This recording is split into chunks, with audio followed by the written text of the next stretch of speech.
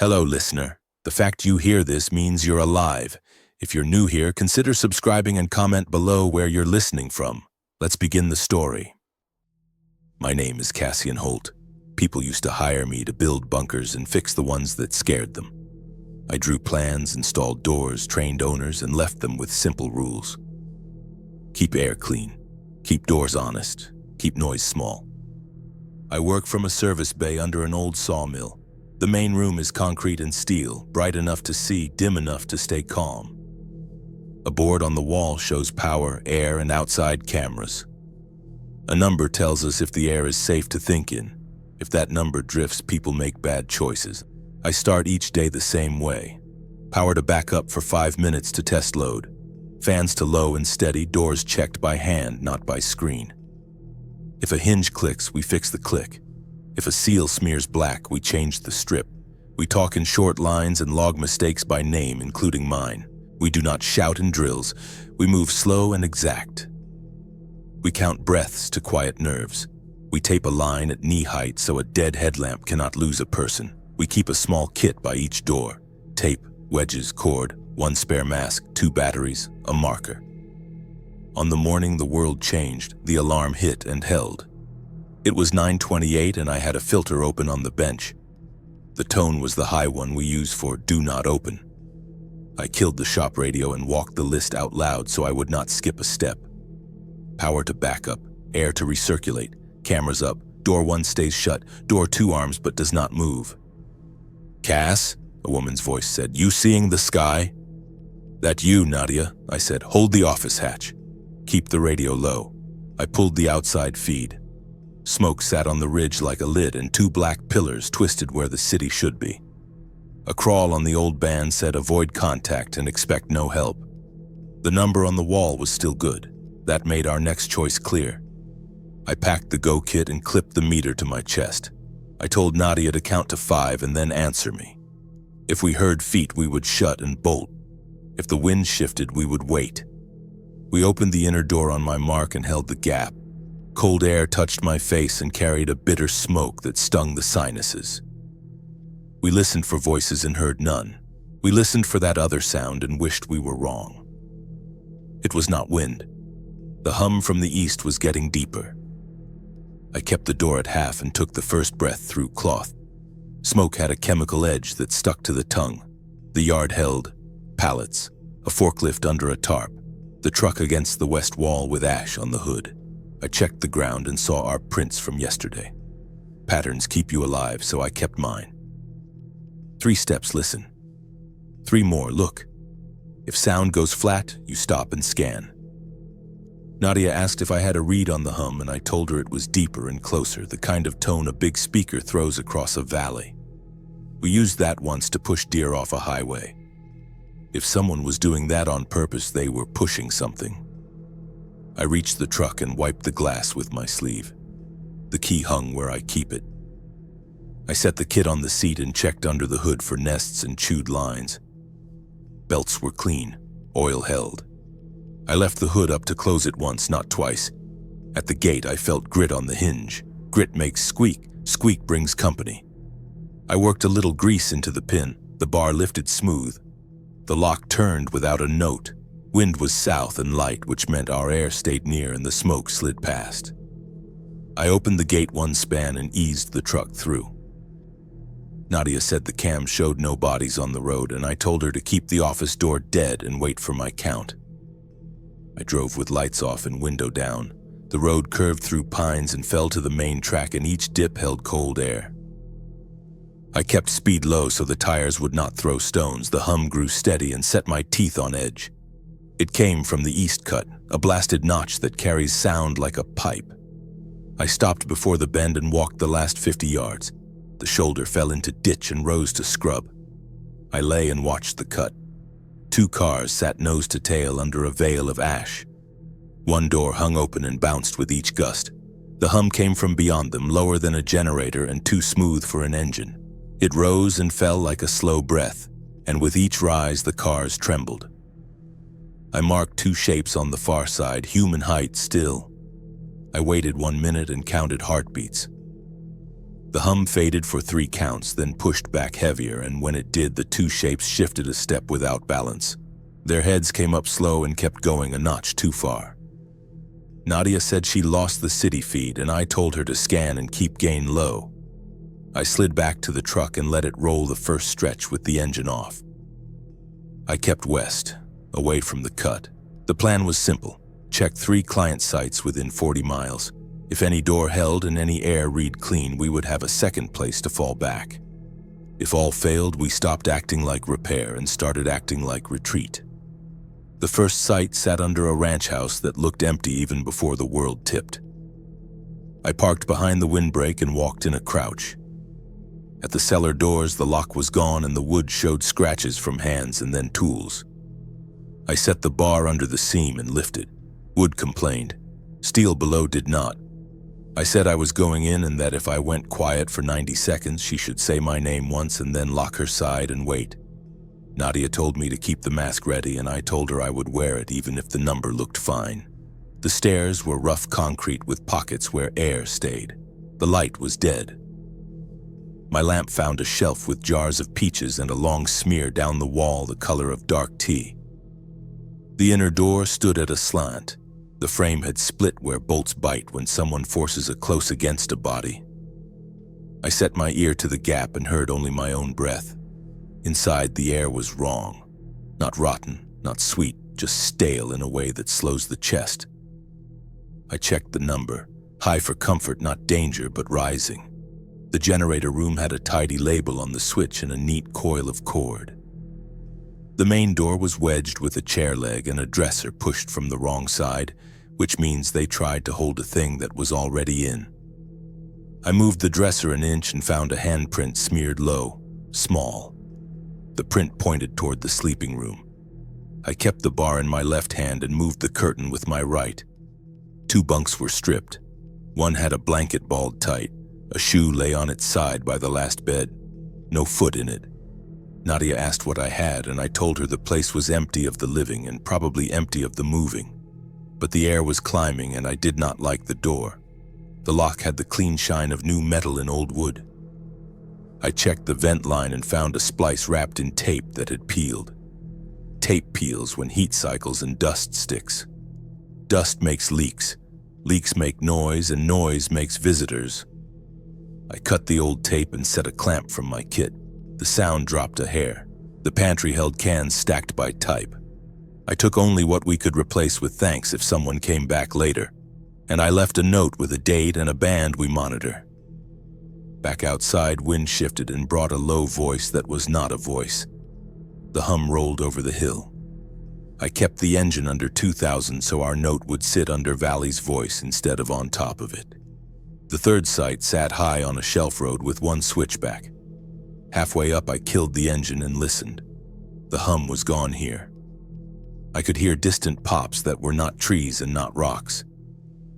The bunker door was closed and the pad dead. I checked the side hatch we use for service and found it chained from inside. I called through steel that I was here to check power and air and that I could leave a gauge on the step for them to read. No answer. I set the gauge down, took 3 steps back and waited. If they were inside and calm, they would take the gift. If they were inside and not, the chain would rattle. The chain rattled once. The chain rattled once, then stopped. I waited 10 seconds and left the step clear. If they wanted help, they would hang cloth on the rail by dusk. I marked the spot in the log and drove toward the valley. Nadia said the air number was sliding up, and I told her to slow the fans and stay under 600. Too much draw pulls outside scent. Too little makes people heavy. The road turned to gravel and showed prints. I touched the dust, fresh within the hour. A man walked out of the pines with his hands half raised. Oil stained his vest and a cracked helmet sat crooked on his head. He said his name was Theo and asked if I was Cass Holt, the builder. I said yes, but not the one who did warranty calls anymore. He said good because his bunker was gone and he did not need a refund, just a door that closed. He had run a fuel shelter under a water tower. 2 went missing when the hum began. 4 drove north and never came back. He and 1 other stayed below until the generator coughed dry. He said he had walked since dawn and followed the low sound of my truck. I asked if he had been bitten. He said no, and showed clean skin. I told him he would still pass air check before crossing my line. Back at the sawmill, I opened door 2 and waved him in. Nadia stood with a mask half on and her light low. I told her to run the scrubber at half and note the number before and after. She said the board read 620. I told her to wait 5 minutes and watch if it dropped. We fed him slow. A tin of beans split 3 ways and a cup of boiled water. When he finished, he asked if we had seen green light in the east after dark. I said no. He said he saw slow pulses from the ridge. Maybe military, maybe bait. I said we would check the cams after sunset, but only from inside. He nodded and said he could help with power. Near midnight, the camera saw a figure on the road, walking slow and dragging something. The shadow bent wrong. I logged it and told Nadia to mark "Do Not Open." Theo woke before dawn and said the hum had dropped an octave. He said that meant a big source had shut off or moved. I asked about the green light. He said it matched his shelter's manual override. He drew a rough map and I saw it cross 3 of my older sites. If one still had power, the others might change signals. We left at 7 with 2 masks, 4 filters, a sealant gun, and tape. If the air went heavy, we would close the vents and wait in the truck. The road south climbed through pines gray at the tips. Theo asked me to stop near the switchback. He pointed to a vent pipe painted green. He said it fed his old shelter. I cleared brush and felt warmth on the metal. If air was coming out, pressure was building below. We found a hatch half buried under dirt and leaves. The handle had been hit with a hammer until it folded. We cut around it with the truck shovel. Each strike echoed. After 10 minutes, the rim was clear. I tapped once with the bar. The sound came back solid, the kind that means air on the other side. The latch did not move. Nadia said she had spikes on the monitor. I asked for the pattern. She said it pulsed every 4 seconds. Theo said that was the code for the green light. If someone tried to open or close from afar, the door might be cycling and stuck. I told Nadia to record the tone and cut transmission. If the signal came through the old line, someone still had our map. That meant we were not alone. It did not mean help. Theo asked what we do. I said we mark it and move. We cannot pull steel this big without tools and noise. He said the people inside might still breathe. I said maybe, but not for long with the vent open to the sky.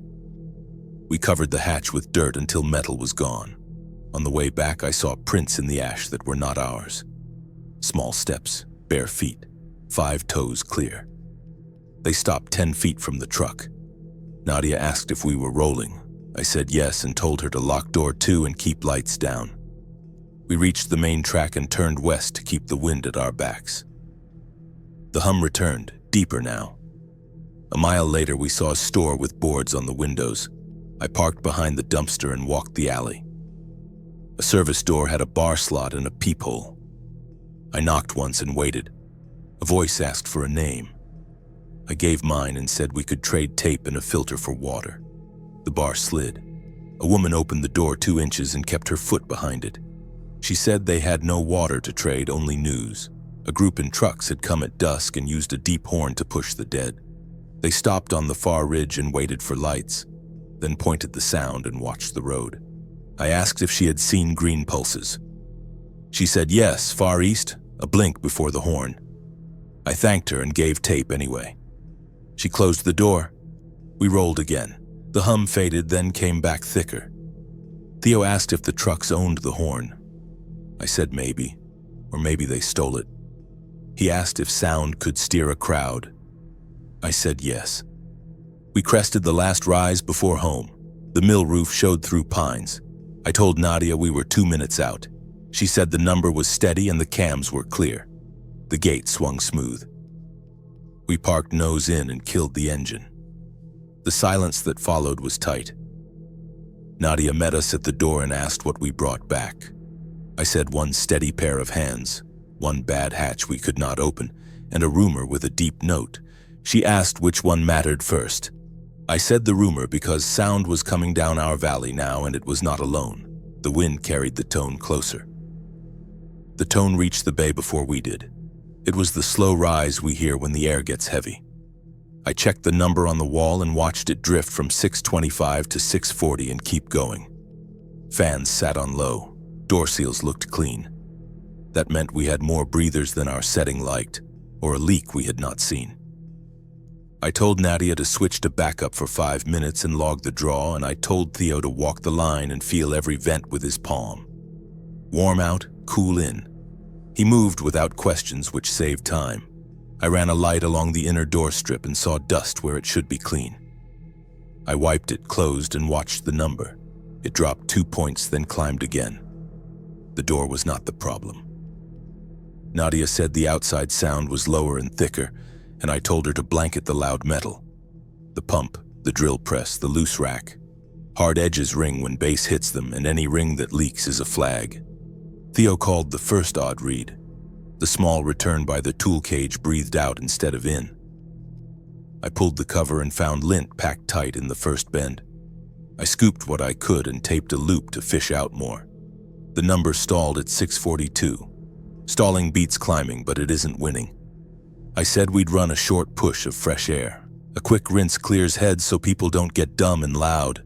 Fresh air also carries our scent and note, so we keep it brief. I opened the outside vent a hand's width for 2 minutes. Nadia counted down so we would close in sync. The number fell to 599, then drifted back to 615. Next moves were simple. Theo would trace the return to the main box and feel for hairline gaps. Nadia would watch the meter each minute and patch micro leaks with tape. I would open the air box and check the cartridge in the fan shaft. If the cartridge was full, we'd swap it. If the shaft had play, we'd slow it. I killed power, set the panel down, and slid the cartridge. It felt heavy and looked gray. I locked a fresh can, spun the fan by hand, then brought power back. 612, 610, 608. It held there. Theo found a slice at a bend thin as a nail cut. I told him to hold his palm over it while I sealed. The hiss died. 605. Nadia said the outside tone dipped and climbed twice. I told her that meant someone was testing reach. You throw a low note and listen to walls answer. We cleaned screens with a soft cloth so we would not push lint into holes. I drained the compressor so water would not hammer on start. Nadia slid mats under ladder feet and taped loud tags on cords. It is never one big fix. By noon, the number sat at 594. The room felt lighter. Then the office smelled sweet for one breath. Sweet is a bad sign. I told them to breathe through cloth and hold still. The sweet came when the fan ramped, and it left when it dropped. That meant the mid-path was wrong. The box was pulling from somewhere it should not when we asked more from it. Theo said he would crawl under the office and check the old floor drain. Caps dry and crack. I told him to take a light, a mask, and tape, and to lay a line so he could crawl back even in the dark. He nodded and dropped through the hatch. I went to the roof door and set my ear to steel. The hum outside was louder and carried a faint flutter like a second source out of sync with the first. 2 notes can cancel or stack. If they line up, the valley grows them. If they don't, you get pockets of quiet and punch. Nadia asked if we moved the spare speaker to the far hall. I said not yet. Today we stay small and quiet. Theo knocked twice. He found it. The old drain cap sat crooked and pulled air. I told him to press a squeegee over it and tape the edges, then dust the seam with baby powder so we could see if it moved. He did, and the suite left the room. The number slid to 588 and held 5 minutes. We ate small, crackers, a tin of fish, half an apple split 3 ways. I gave them a short rule set. The meter is the rule. When the number goes up, we hunt leaks or lower the ask. When it goes down, we don't chase more flow just to feel safe. More flow can tear a seal. Steady beats strong. Nadia said the west camera saw dust moving along the ditch. I told her wind makes that. She said the dust moved against wind. I checked the feed. A gray ribbon slid low and flat, then a head rose inside it like a swimmer taking air. One, then another. We held the doors as they were. Doors are language. The head sank. The gray kept flowing.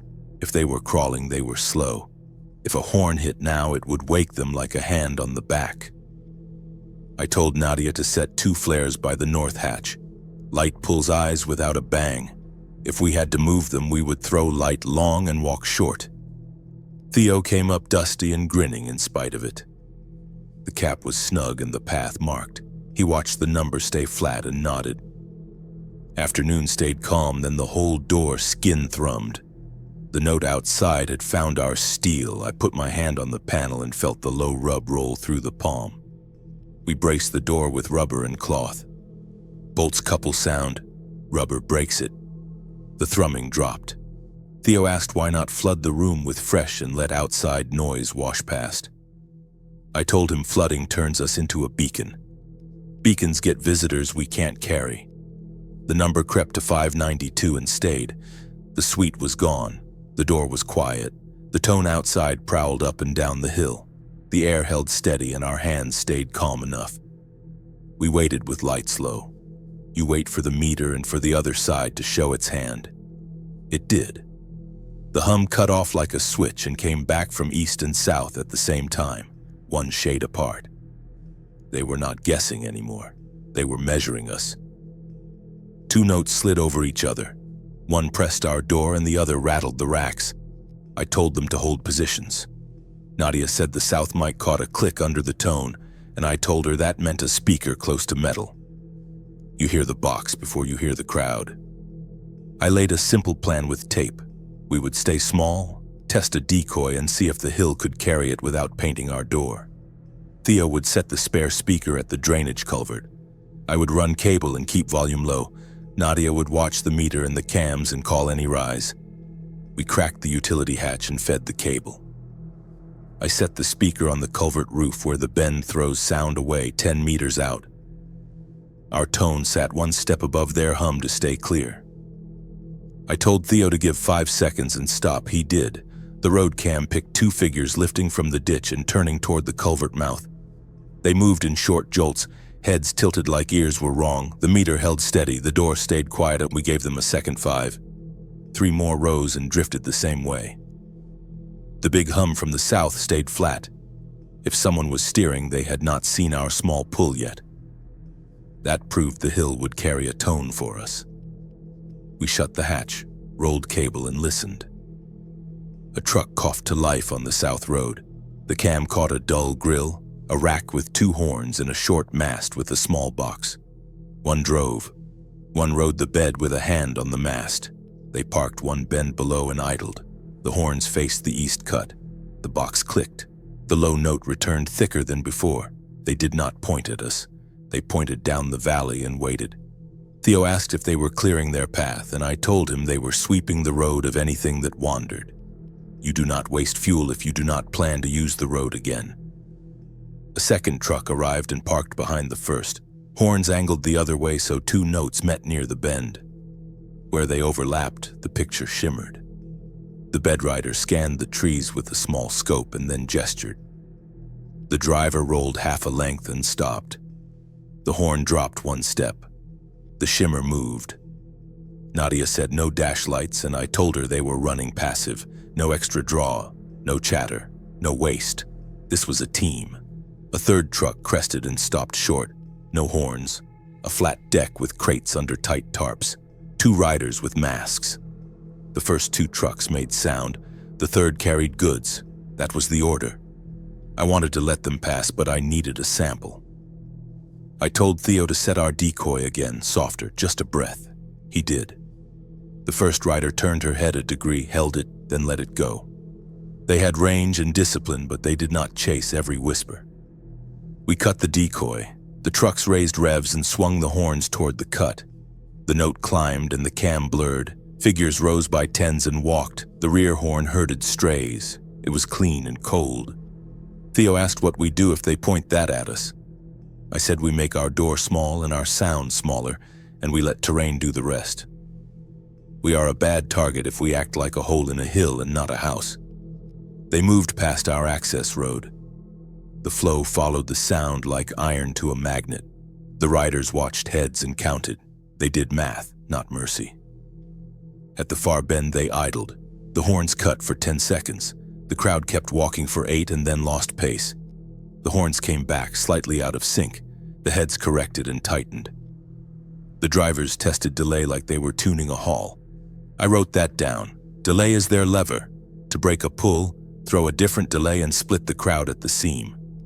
The trucks dropped away and the valley went quiet. 20 minutes later, the low note returned from the far side with echo from the cut. They had looped the crowd into the south road. We waited until the last echo died, then opened the outer hatch a thumb. The air tasted clean. The number held at 586. We were back in band. Nadia asked what we build from this. I said 3 things: a small decoy, a place that eats sound so we can move, and a plan to leave fast if they turn our way. Theo asked how to eat sound without panels. I said soft mass and broken shapes, blankets, foam, rope, shelves half full. Flat is loud, uneven is quiet. We would hang quilts, stand boxes with gaps, lay rubber and tape grates. We would mark floor lines where boots never touch bare metal. We worked while there was light. Nadia cut blankets, Theo made soft hangers, and I taped the louds. We turned the far hall into a shadow, cleared a quiet lane in the office, and faced shelves to make a small forest. At dusk, the wind shifted. I listened at the roof door. The valley had a new pulse, slower and heavy, as if more trucks moved. We went dark early and let the number settle at 584. An hour into night, a green light blinked on the east ridge. 3 on, 3 off, then a gap, the same rhythm Nadia had logged. A minute later, a drone hovered above our road. It wore a cage around the props and a small speaker under its body. It rotated, paused, and clicked. The click matched the green. Someone was probing our valley with light and a whisper, waiting to see who answered with noise. We held still. The drone moved on. The light faded. The cams showed nothing on the road. Wind slid through pines, then stopped. We waited longer. Theo asked if that counted as a visit. I said it counted as a first knock. We waited for the second. It came from the south, not with light, but with a low human voice on a horn that said, "Open up and bring your hands where we can see them." Cold moved in and stayed. The number held, but breath showed in the beam. I told them to layer up and keep hands warm. Cold makes people slow, and slow makes noise. Fuel was next. We had drums for weeks at low draw, but if the horn trucks returned, we would burn more. Bad fuel had to go. Theo said the generator coughed on test. I opened a can and caught a sour note. Slime plugs filters and stops heat. We had tablets and a small filter, but not enough. We needed fresh stock from the depot by the creek. Nadia said the west road stayed clear since dawn. I told her to watch the board and log any hum. We would go light. 1 truck, 2 people. She would mind air and doors. We left at first gray. The fence lay flat. The gate hung from 1 hinge. We slipped through. The tunnel behind the shed was a black square with ice at the lip. Air from the hole smelled like wet iron. I tied a line to the truck and to my belt. Theo tied another to his. The first part was dry. After 20 meters, the floor dropped into water, black. Pallets floated near the wall. We pushed one with a pole and felt it ride. We needed a raft for the pump and cans. Theo said we could strap 2 and stand on the crossbars. I told him to test with weight.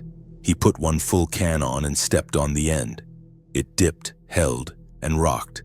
We strapped 2 with cord and tape. The pump sat on the nose. I ran the hose back toward the door. If water rose, we could still pull the line. The valve stand sat on the far side. The hand wheel was stiff. I worked it with steady pressure and rested between turns so the sound would die. It opened a quarter and squealed. We waited. Then another quarter. It took a slow minute to get flow. Theo held the pickup just below the surface. I primed the pump and felt it catch. The hose went hard and a can thumped. We kept the pump low to limit noise. A sound came from the bend, not the horn. A wet shuffle, then a bump. We froze. I took the pump down 1 notch. The shuffle came again, closer, like knees pushing through shallow water. Theo said we could cut the hose and run. I told him no. A loose hose trails scent and a rope leads anything back. We would shut, stow, and go on the wall side. I closed the valve in slow quarters and killed the pump. We laid the pickup flat. I handed him the pole and took the nose. We eased along the wall, toes against concrete to hold us off. The shuffle stopped. A shape sat in the turn, half in water, head low. It raised slow when our light touched it. The face had the slack wrongness we knew. The mouth opened and closed without sound. It slid into the water and pushed with its toes. That made little noise. I told Theo to give me the pole on 3, 1, 2, 3. I planted the pole and worked us past the bend. The thing angled to meet us and bumped the raft. The deck tilted, the pump slid. Theo pinned it.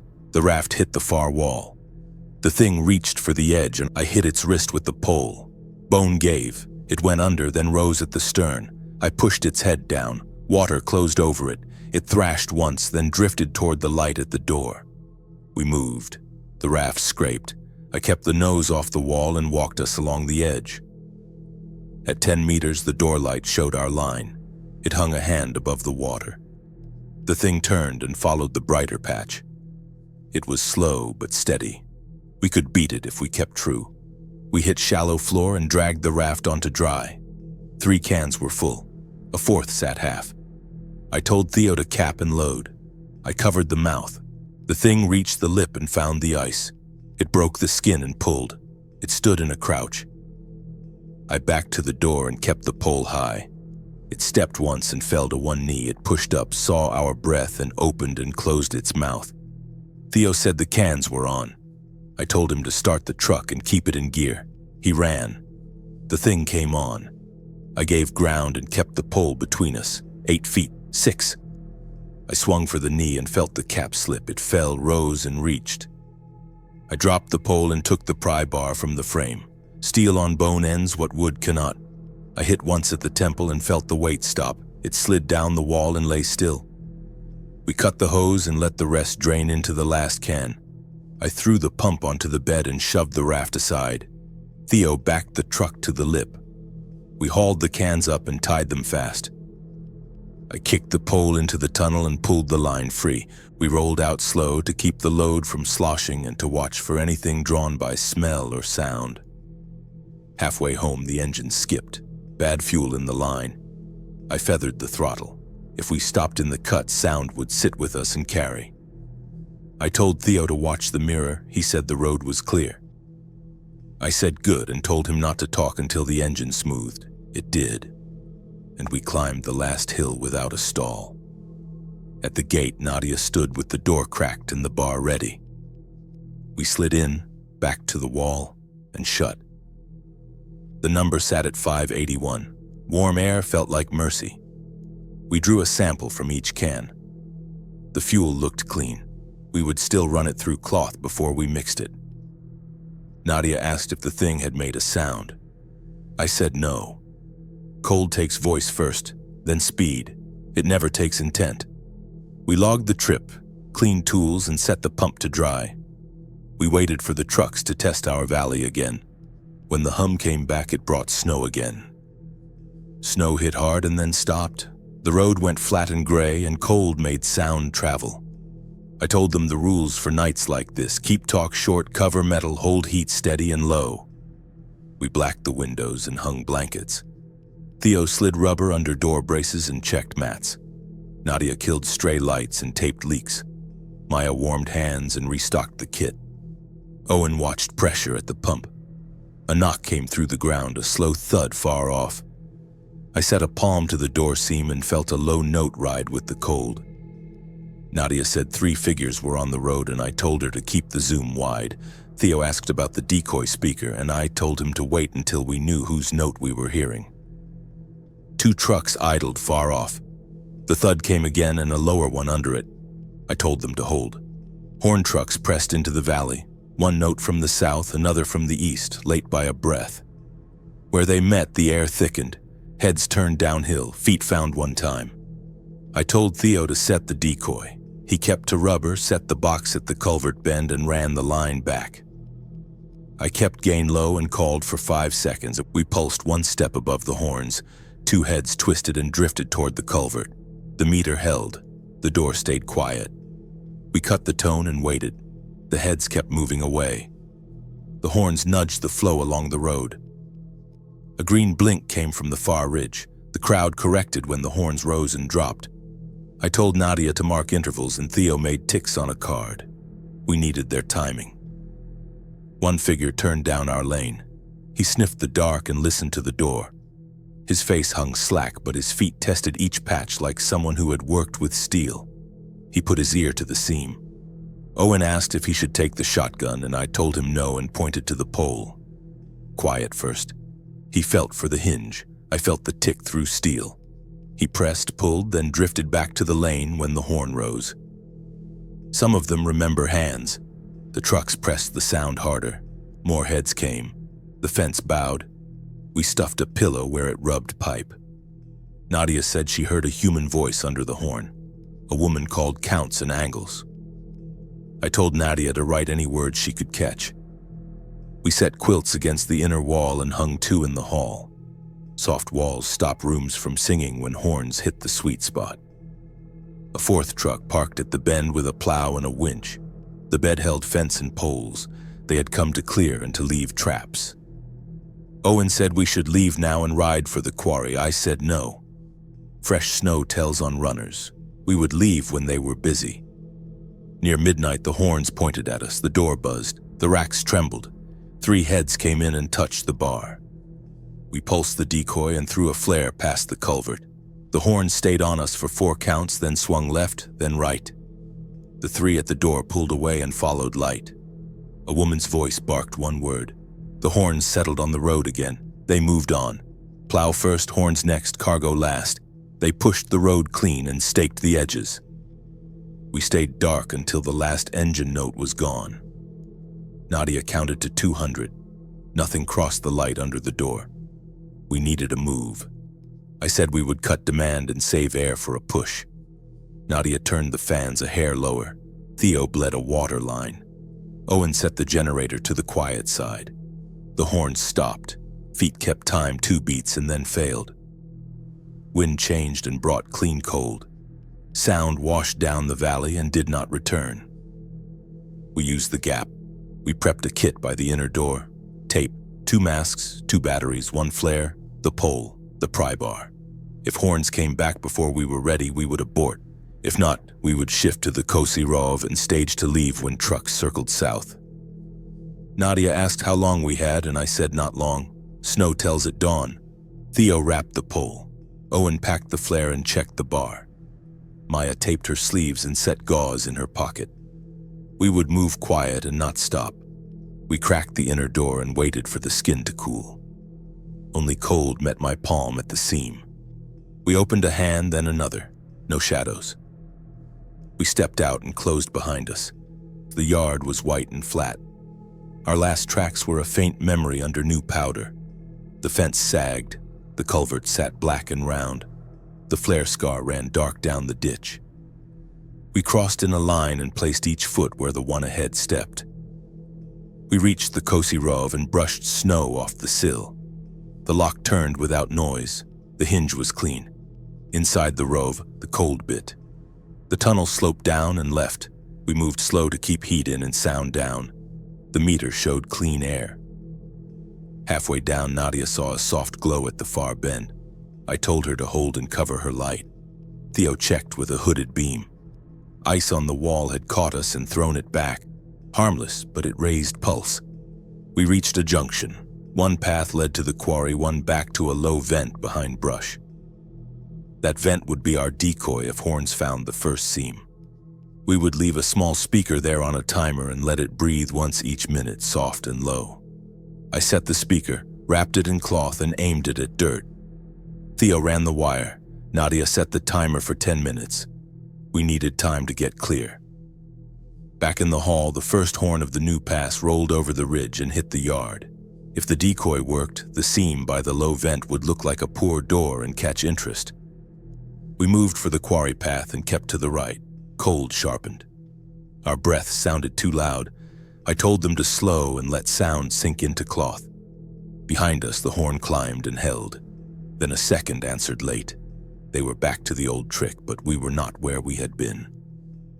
We turned the last corner and found the quarry door iced. It would stick if we rushed. We eased the latch and lifted as we pulled. The seal let go with a small sigh. The horn outside did not change.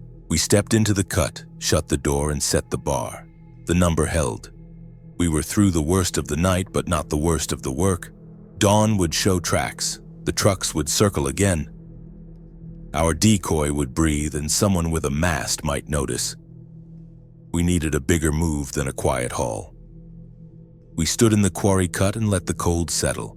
Rock rose on both sides and killed echo. The air stayed still. I checked the number and kept my light low. Nadia asked if this would hold, and I told her the cut would hide heat and breath if we stayed small. We walked the edge and marked weak spots. A seam by the north wall whistled. We stuffed cloth and taped until the note died. We chose rooms by need, the office under rock with one hatch, the power nook with a board we could bypass. A short haul to a drain and a pit. If trouble reached us, we would flood the hall and buy a minute. We planned 3 trips. First, masks, batteries, medkit, food, tools. Second, fuel, blankets, water. Third, maps, radio parts, cord, the small speaker, the spare bar. If horns turned, we would cut to 1 trip and burn the rest. Nadia would mind numbers, Theo would tape mats, Owen would roll the cart, I would walk point. We timed the horns. 32 minutes between sweeps. We moved now. We stepped in our old prints. At the bay we opened slow and listened. Steel was quiet. Inside the number read 583. We packed fast and kept the load tight. On the way back the horn lifted then flattened. We waited under pines. The note drifted past.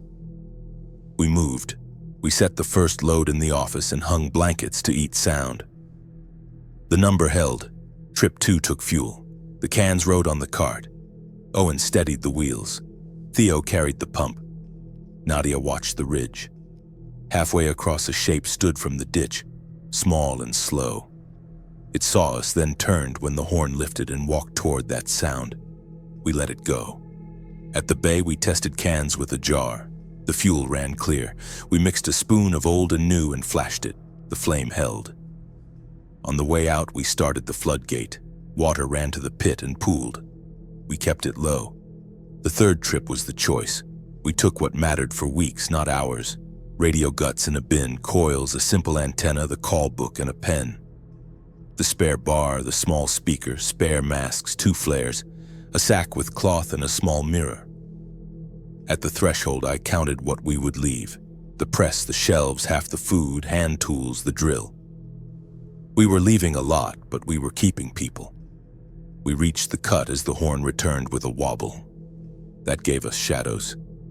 We set the last load and shut the hatch. The number settled at 579. If they found the mill and the decoy failed, we needed the hall to fill and the scent to rinse. I walked them through the floodgate, open both small valves, pull the short chain, close the hatch and step aside. Kill big fans, run small, wait. We rehearsed dry. 43 seconds first try, 29 on the third. The horns moved north. Trucks showed as dark lumps. A mast bobbed and then stopped. A dish turned. They were not just pushing now. They were listening. I cut the speaker in the side vent and gave it a breath. It sighed once into dirt and went quiet.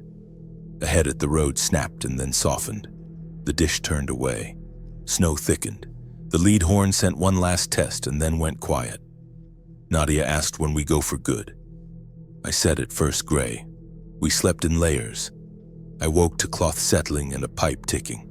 When the sky turned to charcoal, I woke them. We packed what we had opened and left what we had not.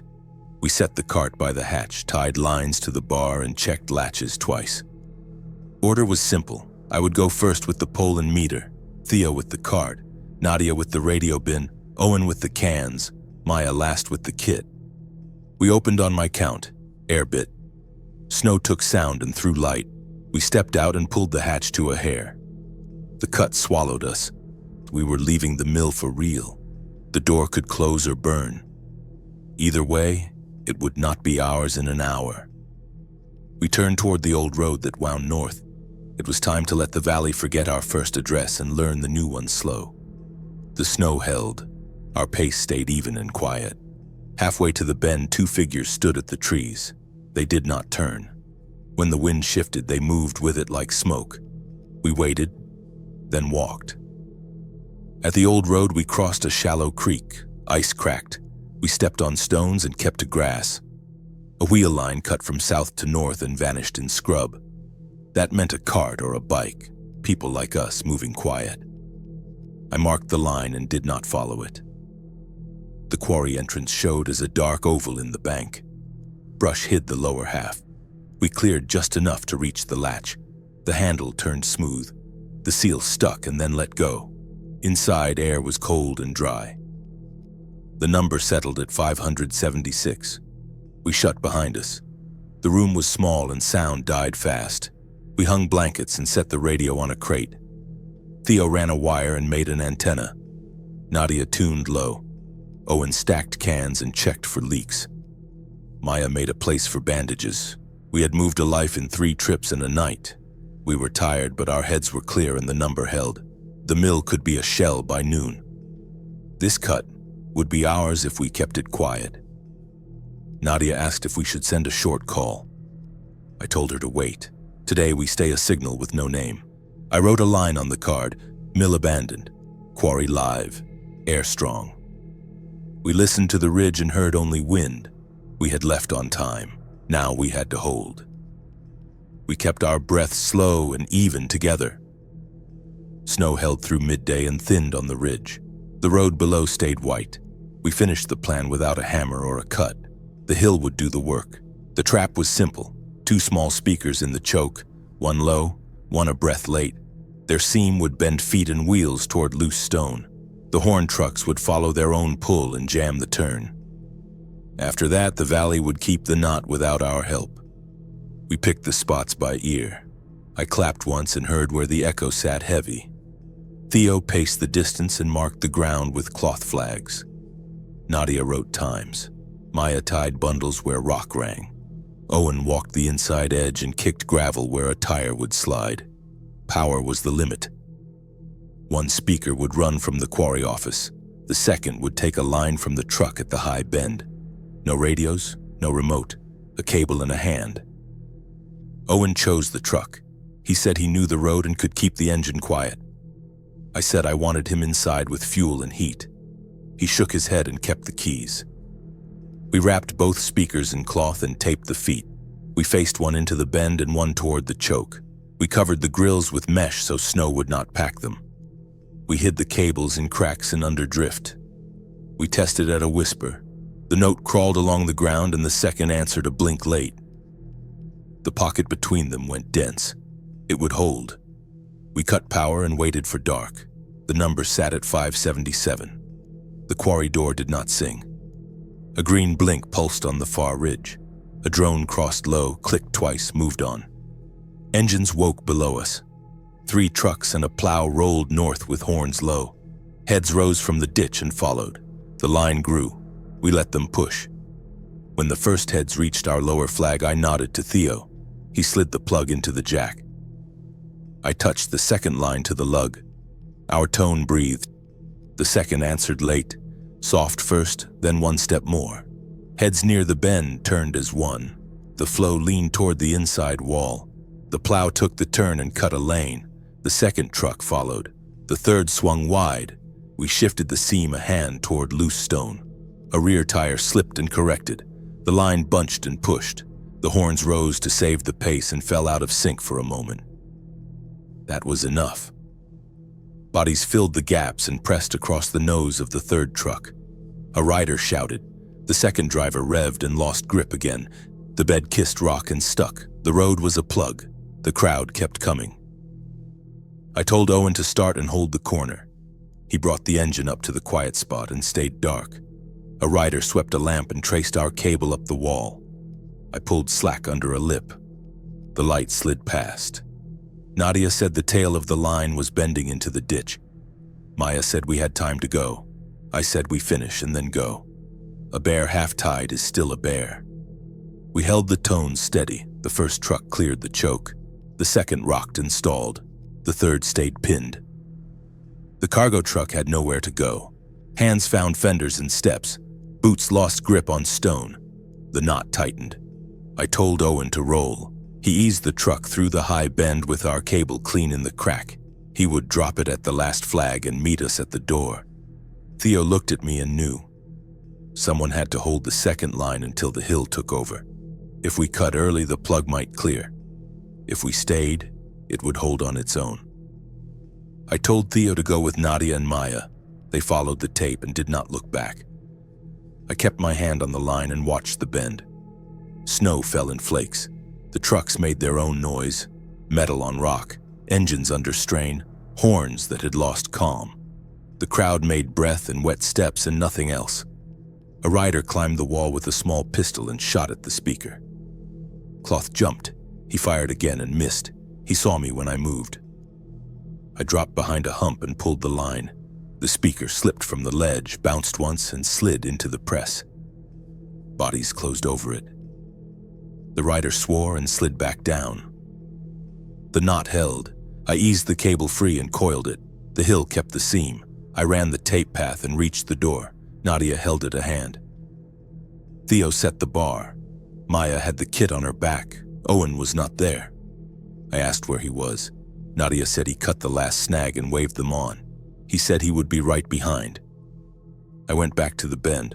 Owen stood by the wall with the cutter in his hand. He watched the turn like a man checking a fire line. He heard me and nodded. He said the truck would carry to the office and stop. The fuel would last the night if we ran low. The valley would keep the knot for an hour. He said go. I told him we go together. He shook his head and smiled once. Someone had to make sure the first truck did not break free and chase our backs. He would be that someone. He threw a flare hard into the far trees. It lit and hissed and made a wound in the dark. Heads turned from the choke and drifted. The first truck horn barked at the light. The driver chose wrong and fed his own trap. Owen said, "Hold the door." I said, "I will." He ran along the wall toward the lower path, loud on purpose, and the closest heads followed. He took them into broken rock where feet fail. He moved like a man who had walked it 100 times. He did not slip. I reached the quarry and set the bar. Nadia asked if he was behind me. I said he was behind us in the way that matters. Maya checked the kit. Theo put a hand on the board and waited for my call. Engines roared, then snarled, then choked. The crowd pressed into its own weight. The knot held. We shut the inner hatch. The number sat at 574. The ground under us trembled once and then steadied. We had used their tool against them and paid a price. We would count it later. For now, we held the door like he asked. Dawn came plain. The ridge went from black to gray. The number held. The door stayed quiet. We waited 1 hour before we spoke. Then we named what we had and what we lost. Owen's name sat on the first line. Nadia wrote it and underlined it once. No one made speeches. I checked the seam, the hinges, and the bar. I checked the meter and logged the number. I felt blanket lines for leaks. Theo set cans by the wall, bled a jar, checked color, and marked time on tape. Maya checked hands, eyes, lips, and pulse. She asked short questions and taped a note to the kit. Cold. Low sleep. Move slow. Nadia set the radio on a crate and kept gain low. She swept bands and found 3 faint carriers with a beat. She wrote times and strengths on a card. We ate from cans and drank warm water. We washed with a cloth. By mid-morning, the road was a white scar with dark knots where trucks sat. Smoke rose, bent, and fell. The knot had loosened. The dead drifted. We talked about a sweep. Nadia said not today. Theo said we could pull cable. Maya said we needed sleep. I said we would sweep in pairs at last light. We set a schedule that fit 4 people. Nadia would watch 4 to 10, Theo 10 to 4. Maya and I would split daylight. At each change we would ask, what broke, what changed, what hurts? We tested the flood plan once without water. The links moved smooth. I showed Theo how to square up and keep his back safe. I wrote the rules on the door. Keep air clean, keep doors honest, keep noise small. The meter is the rule. Tape what rubs, tie what swings. One tool out, one tool back. Light low, step soft, hands warm. Talk short, decide once. If the plan bends, bend with it. If it breaks, write a new one. Nadia read the list and left a space at the end. Theo asked about the second door. I said it sat under brush and a flat stone. It opened to a cattle path and a wash. In winter it could be a gift. We would clear it by hand and hide it better. Maya dimmed the lamp, put rubber under legs, set a chair by the hatch and taped food before fire to the stove. The radio clicked with a weak voice. We stood still. A woman spoke in slow parts. 15 people, 2 rooms. Water and a small garden, trade in spring. No door, no road. A time, 2 hours after sunset on even days. Then a call name and silence. We did not answer. We were not ready to carry what a reply would bring. Nadia wrote the call and time and closed the book. By noon, the number slipped up 10 points. We tightened cloth, walked the hall and brought it down. I drew the valley in simple lines. The mill dead, the quarry live. I marked the choke, turns we could not take. 2 paths to water, 1 to high ground and times at a slow walk. Theo traced the second path and found a steep grade. He said we should cut a notch for boots. I said yes, but not with metal. A wooden peg would do. Maya asked about people who might come to see the trucks. I said we would let the road read as danger and keep our door out of the picture. If someone called from the bend, we would stay quiet. If someone turned the dish, we would go to ground. If someone camped, we would move at night and brush our prints. Evening made a colder blue. The carriers came back. One was stronger. Nadia looked at me and I shook my head. We would not speak yet. I opened the door and read the rules, then I wrote the last line. Remember who we keep the door for. Nadia underlined it once. Theo touched the words. Maya said it was right. We set lamps low and sat quiet. We listened to the ridge. We listened to our breath. Tomorrow we would sweep the bend, cut cable and cache what we could. We would mark the second path and hide the first. We would teach the room to be ours by doing the work the same way each time. The valley had its own plans. Trucks might come back or rot where they sat. People might walk the road or avoid it. The dead would thin in cold and gather when wind turned. None of that changed what we had to do. We would keep air clean. We would keep doors honest. We would keep noise small. We would carry Owen by holding the door like he asked. If you find this room after us, read the rules and follow them. Do the work until the number is good and the metal is quiet. Eat when you should. Sleep when you can. Do not waste light. Do not waste sound. If someone knocks, make them earn the door. If you have people, keep them warm and fed and tired in the good way. Make lists. Count tools. Tape what rubs. Tie what swings. Walk soft. If the horn comes back, use the cut, use the hill, and let the valley pull for you. If the number climbs, fix leaks before fear. If you lose a person, write their name, leave a space, and keep the door for the ones still here. That is what I know. That is enough for now. If you enjoyed the story, please like, subscribe, and comment where you're listening from. See you in the next one.